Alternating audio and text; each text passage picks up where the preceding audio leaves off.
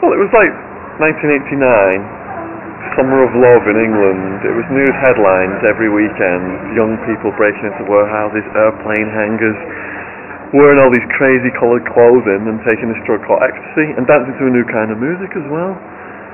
So I've seen this as a teenager on the news. It was making an impression on me. I was wondering what it was about, and there was a Liverpool uni student called Gary. He was from Manchester. He said, come and check this club out called the Thunderdome.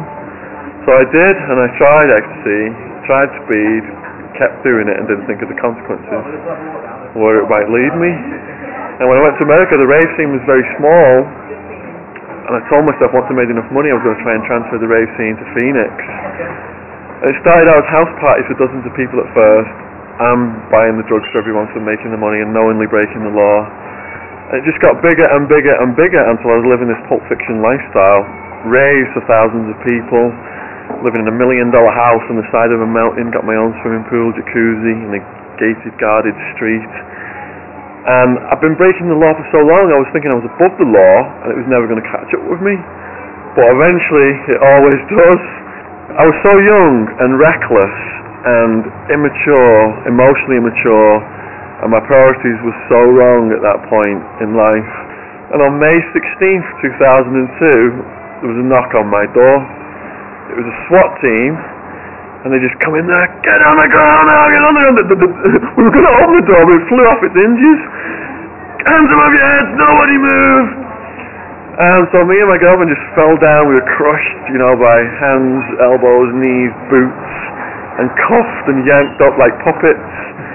And the detective said, you're a big name from the rave scene. We're sure this raid will justify the charges. And it was knowingly breaking the law over numerous years, committing all these drug crimes. I take full responsibility for inviting the SWAT team to my door, and I ended up in the jail. It's got the highest rate of death in America. Guards murdering inmates, inmates murdering inmates, dead rats in the food, mouldy bread and green bologna for breakfast, evening meal is a mystery meat slop the prisoners call Red Death, carroty vomit looking stuff that blended with blood that absolutely stunk, constant violence. I couldn't even sleep my first few days when I was in there. My heart was beating against the surface. I was in such shock. I was lucky because in the sense that some of my security guys were arrested with me, including Wildman, who could handle himself and who looked out for me when I first went in, who's from England. And later on, I formed alliances with prisoners whose stories I was putting on the internet, such as Two Tonys, an Italian mafia mass murderer who left dead bodies from Tucson to Alaska. Claimed all his victims had it coming because they were gangsters, so he didn't see anything wrong with that. He was actually on America's Most Wanted at one point and got sentenced to 112 years. He died last year from liver cancer as a consequence of his drug taking. But people like that, they started getting letters and books sent to them from all over the world.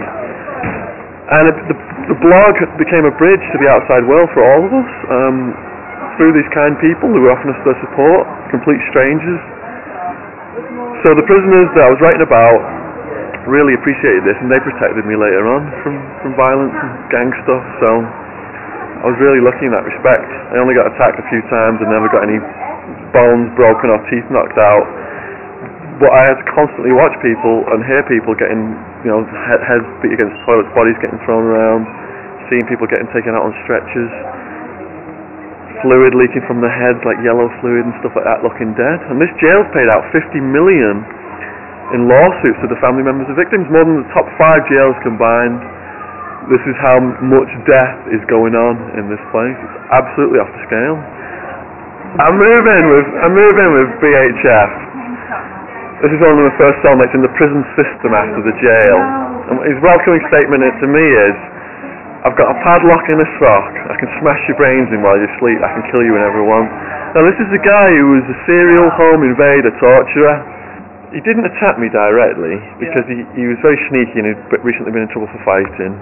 He didn't want to lose any privileges. He paid a 20-stone California biker to attack me the day my parents had flown 5,000 miles to come and see me. A guy we called Ogre on the blog.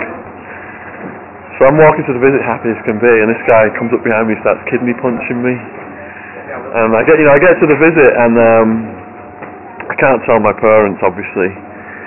When I get back from the visit, he's got a young person dangling from a second-story balcony by his neck. I managed to get moved out of his cell, and he was throwing batteries at me for quite a while afterwards. And then I got a cellmate who was a big youngster who went up and had words with him, and it all stopped after that. I'm a yoga practicing vegetarian now, and I feel I'm restoring my karma. I get all these emails from the school kids afterwards. And the first time I got it, I remember just being all excited and emailing them to my mum and dad and my sister, seeing it through their eyes. They basically say, we go in the hall, ready to fall asleep. We don't listen to our teachers when it comes to drugs. But your story really gripped us on the edge of our seats, and it's put us off getting involved in drugs and crime. So I get, weekly now I get these emails from the kids, and I get emails from people who've read the book. It really is a good feeling.